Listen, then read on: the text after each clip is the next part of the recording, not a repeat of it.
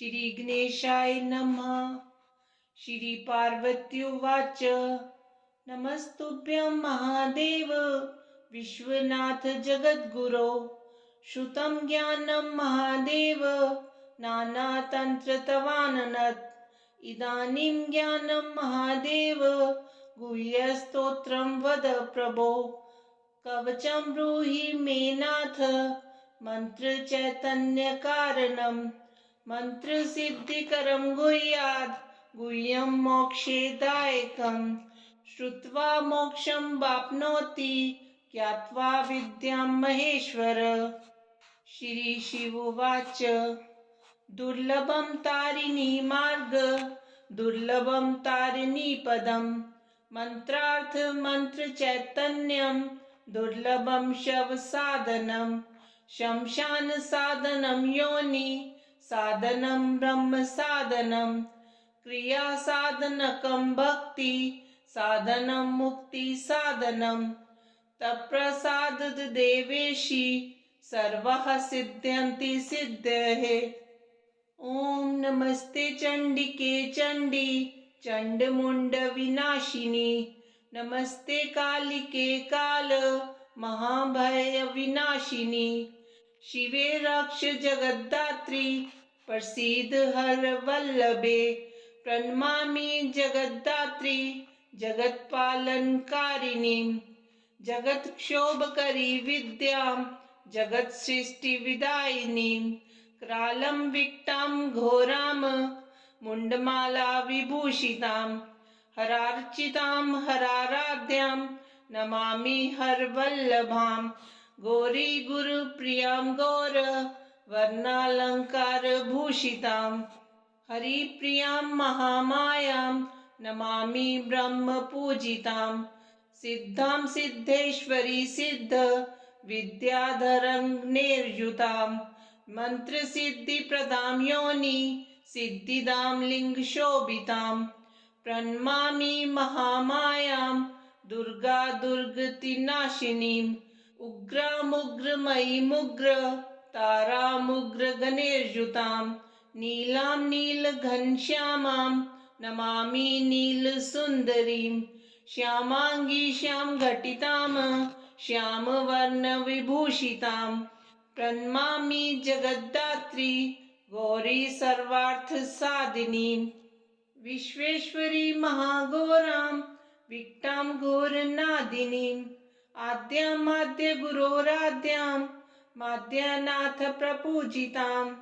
श्री दुर्गां दन्दामन्न पूर्णा पद्मां सुरेश्वरीं।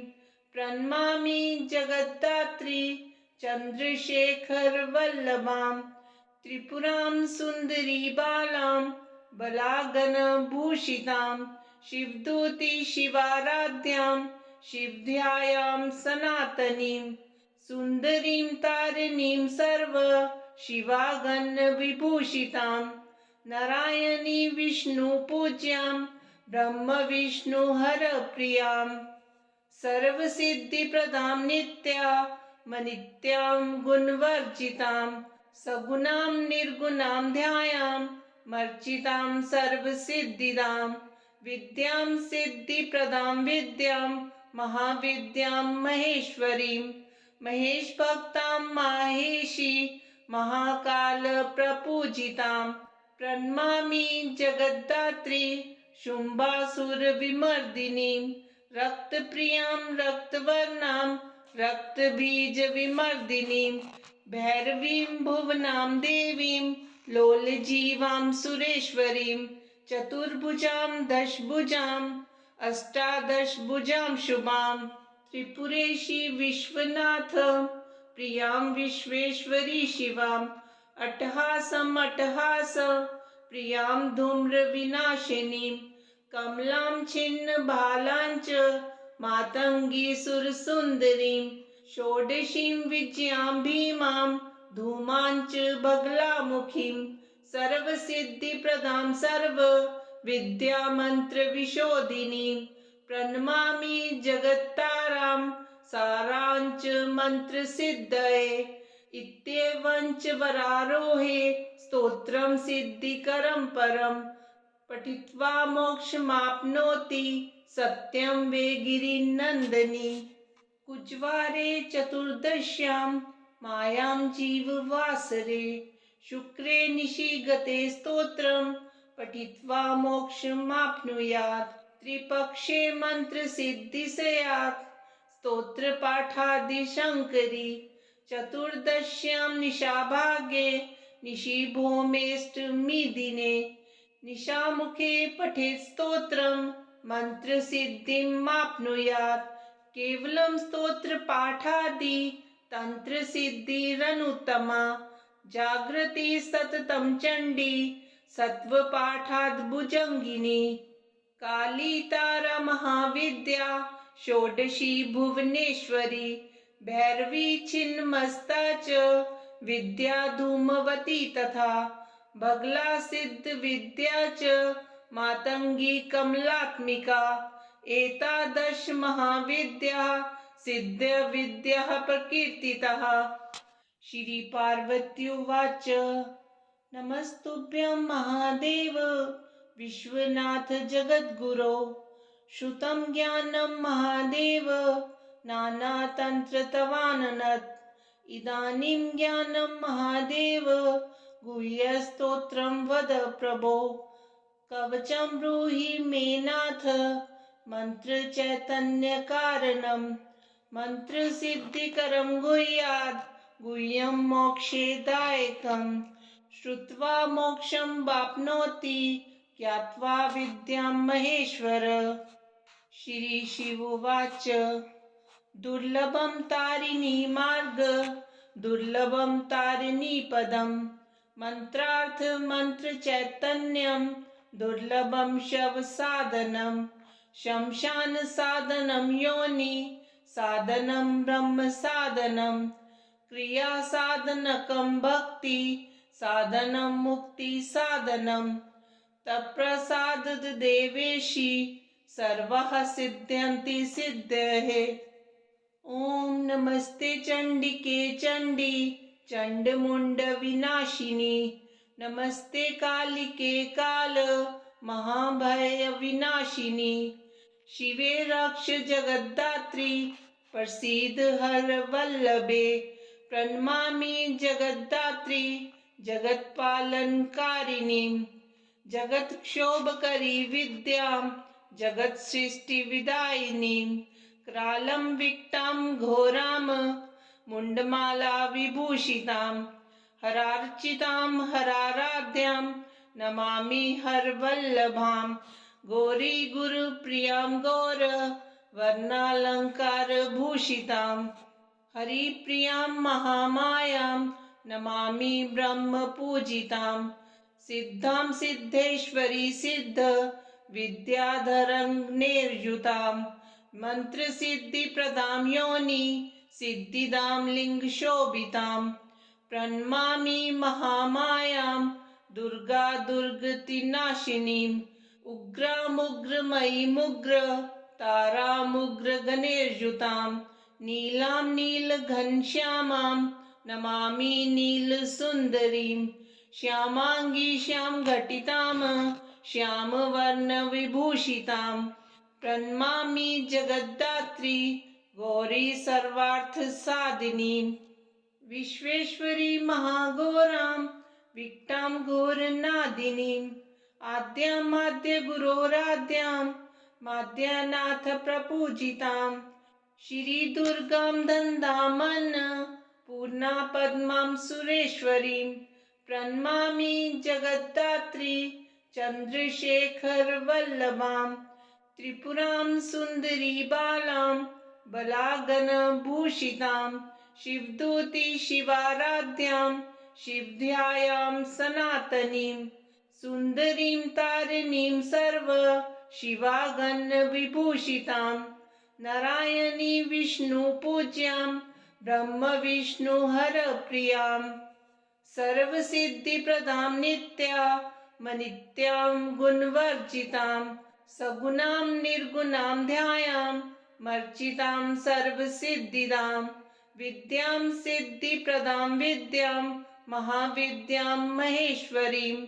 महेश भक्तां माहेशी महाकाल प्रपूजितां प्रणमामि जगद्धात्री शुम्भासुर विमर्दिनीं रक्तप्रियां रक्तवर्णां रक्तबीज विमर्दिनीं भैरवीं भुवनां देवीं लोलजीवां सुरेश्वरीं चतुर्भुजां दशभुजां अष्टादशभुजां शुभां त्रिपुरेशी विश्वनाथ प्रियां विश्वेश्वरी शिवां अट्टहास प्रियां धूम्रविनाशिनीं कमलां छिन्नबालां च मातङ्गी सुरसुन्दरीं षोडशीं विजयां भीमां धूमां च बगलामुखीं सर्वसिद्धिप्रदां सर्व विद्यामन्त्रविशोधिनीं प्रणमामि जगत्तारां साराञ्च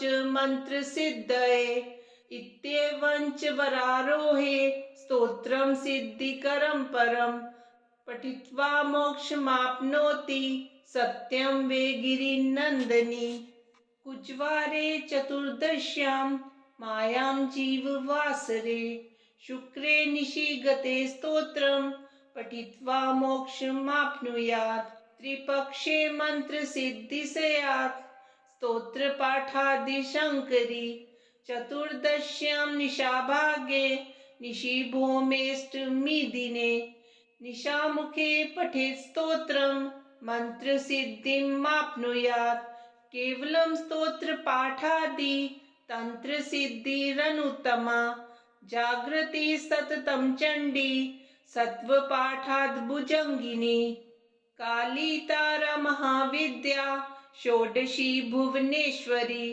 भैरवी छिन्नमस्ता च विद्या धूमवती तथा बगला सिद्ध विद्या च मातंगी कमलात्मिका एतादश महाविद्या सिद्ध विद्या प्रकीर्तितः। श्री पार्वत्युवाच नमस्तुभ्यं महादेव विश्वनाथ जगद्गुरो श्रुतं ज्ञानं महादेव नानातन्त्रतवाननत् इदानीं ज्ञानं महादेव गुह्यस्तोत्रं वद प्रभो कवचं ब्रूहि मे नाथ मन्त्रचैतन्यकारणं मन्त्रसिद्धिकरं गुह्यात् गुह्यं मोक्षदायकं श्रुत्वा मोक्षं वाप्नोति ज्ञात्वा विद्यां महेश्वर। श्री शिवोवाच दुर्लभं तारिणी मार्ग दुर्लभं तारिणी पदं मन्त्रार्थ मन्त्रचैतन्यं दुर्लभं शव साधनं शमशान साधनं योनि साधनं ब्रह्म साधनं क्रिया साधनकं भक्ति साधनं मुक्ति साधनं तत्प्रसादाद् देवेशी सर्वाः सिद्ध्यन्ति सिद्धयः। ओम नमस्ते चंडिके चंडी चंडमुंड विनाशिनी नमस्ते कालिके काल महाभय विनाशिनी शिवे रक्ष जगद्धात्री प्रसीद हर वल्लभे प्रणमामि जगद्धात्री जगत्पालनकारिणी जगत्क्षोभकरी विद्यां जगत् सृष्टि विदायिनी क्रालं विक्टां घोरां मुण्डमाला विभूषितां हरार्चितां हराराध्यां नमामि हरवल्लभां गौरी गुरुप्रियां गौर वर्णालंकार भूषितां हरिप्रियां महामायां नमामि ब्रह्म पूजितां सिद्धां सिद्धेश्वरी सिद्ध विद्याधरं मंत्र सिद्धि प्रदां योनि सिद्धिदां लिंगशोभितां प्रणमामि महामायां दुर्गा दुर्गतिनाशिनीं उग्रमुग्रमयीमुग्र तारामुग्र गणेर्युतां नीलां नीलघनश्यामां नमामि नीलसुन्दरीं श्यामांगी श्यामघटितां श्यामवर्णविभूषितां प्रणमामि जगद्धात्री गौरी सर्वार्थ साधिनीं विश्वेश्वरी महाघोरां विकटां घोरनादिनीं आद्यामाद्य गुरोराद्यां माद्यानाथ प्रपूजितां श्री दुर्गां दन्दामन्न पूर्णा पद्मां सुरेश्वरीं प्रणमामि जगद्धात्री चंद्रशेखर वल्लभां त्रिपुरां सुंदरी बालां बलागण भूषितां शिवदूती शिवाराध्यां शिवध्यायां सनातनीं सुंदरीं तारिणीं सर्व शिवागण विभूषितां नारायणी विष्णु पूज्यां ब्रह्म विष्णु हर प्रियां सर्वसिद्धि प्रदां नित्या मनित्यां गुणवर्जितां सगुणां निर्गुणां ध्यायां मर्चितां सर्वसिद्धिदां विद्यां सिद्धिप्रदां विद्यां महाविद्यां महेश्वरीं महेश भक्तां माहेशी महाकाल प्रपूजितां प्रणमामि जगद्धात्री शुंभासुर विमर्दिनीं रक्तप्रियां रक्तवर्णां रक्तबीज विमर्दिनीं भैरवीं भुवनां देवीं लोलजीवां सुरेश्वरीं चतुर्भुजां दशभुजां अष्टादशभुजां शुभां त्रिपुरेशी विश्वनाथ प्रियां विश्वेश्वरी शिवां अट्टहासं अट्टहास प्रियां धूम्रविनाशिनीं कमलां छिन्न भालां च मातंगी सुरसुंदरीं षोडशीं विजयां भीमां धूमां च बगलामुखीं सर्वसिद्धिप्रदां सर्व विद्यामन्त्रविशोधिनीं प्रणमामि जगत्तारां सारांच मन्त्रसिद्धये इत्येवञ्च वरारोहे स्तोत्रं सिद्धिकरं परं पठित्वा मोक्षमाप्नोति सत्यं वे गिरिनन्दिनी कुजवारे चतुर्दश्यां मायां जीववासरे शुक्रे निशिगते स्तोत्रं पठित्वा मोक्षमाप्नुयात् त्रिपक्षे मन्त्रसिद्धि स्यात् स्तोत्रपाठादिशङ्करी चतुर्दश्यां निशाभागे निशिभौमेऽष्टमी दिने निशामुखे पठेत् स्तोत्रं मन्त्रसिद्धिमाप्नुयात् केवलं स्तोत्रपाठादि तन्त्रसिद्धिरनुत्तमा जागृति सततं चण्डी सत्वपाठाद्भुजङ्गिनी काली तारा महाविद्या षोडशी भुवनेश्वरी भैरवी छिन्नमस्ता च विद्या धूमवती तथा बगला सिद्ध विद्या च मातंगी कमलात्मिका एतादश महाविद्या सिद्ध विद्या प्रकीर्तितः श्री पार्वत्युवाच नमस्तुभ्यं महादेव विश्वनाथ जगद्गुरो श्रुतं ज्ञानं महादेव नानातन्त्रतवाननत् इदानीं ज्ञानं महादेव गुह्यस्तोत्रं वद प्रभो कवचं ब्रूहि मे नाथ मन्त्रचैतन्यकारणं मन्त्रसिद्धिकरं गुह्यात् गुह्यं मोक्षदायकं श्रुत्वा मोक्षं वाप्नोति ज्ञात्वा विद्यां महेश्वर श्री शिवोवाच दुर्लभं तारिणी मार्ग दुर्लभं तारिणी पदं मंत्रार्थ मंत्र चैतन्यं दुर्लभं शव साधनं शमशान साधनं योनि साधनं ब्रह्म साधनं क्रिया साधनकं भक्ति साधनं मुक्ति साधनं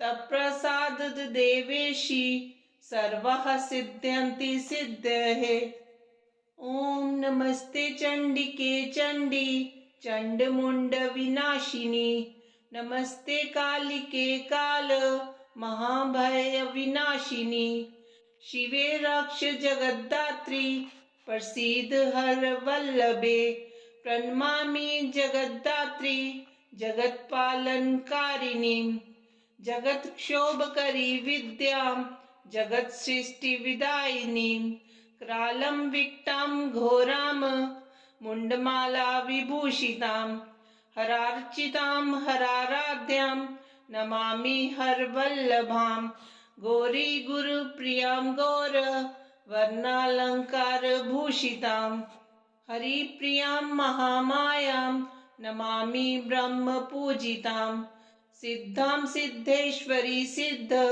विद्याधरङ्गैर्युतां मन्त्रसिद्धिप्रदां योनि सिद्धिदां लिङ्गशोभितां प्रणमामि महामायां दुर्गा दुर्गतिनाशिनीम् उग्रामुग्रमयीमुग्र तारामुग्रगणैर्युतां नीलां नीलघनश्यामां नमामि नीलसुन्दरीं श्यामाङ्गी श्यामघटितां श्यामवर्णविभूषितां प्रणमामि जगद्धात्री गौरी सर्वार्थसाधिनीं विश्वेश्वरी महाघोरां विक्टां घोरनादिनीम् आद्यामाद्यगुरोराद्यां माद्यनाथ प्रपूजितां श्रीदुर्गां दन्दामन्नपूर्णा पद्मां सुरेश्वरीं प्रणमामि जगद्धात्री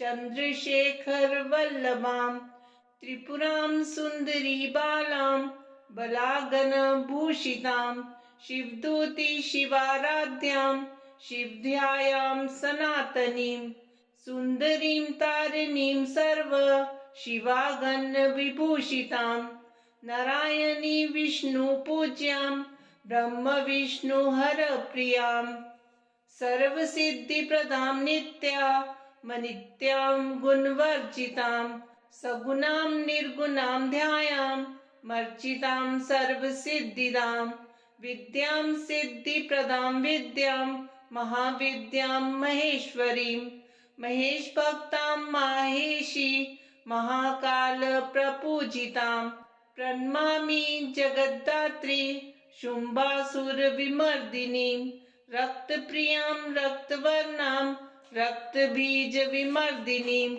भैरवीं भुवनां देवीं लोलजीवां सुरेश्वरीं चतुर्भुजां दशभुजां अष्टादशभुजां शुभां त्रिपुरेशी विश्वनाथ प्रियां विश्वेश्वरी शिवां अट्टहासम् अट्टहास प्रियां धूम्रविनाशिनीं कमलां छिन्नबालां च मातङ्गी सुरसुन्दरीं षोडशीं विजयां भीमां धूमां च बगलामुखीं सर्वसिद्धिप्रदां सर्व विद्यामन्त्रविशोधिनीं प्रणमामि जगत्तारां साराञ्च मन्त्रसिद्धये इत्येवञ्च वरारोहे स्तोत्रं सिद्धिकरं परं पठित्वा मोक्षमाप्नोति सत्यं वे गिरिनन्दिनी कुजवारे चतुर्दश्यां मायां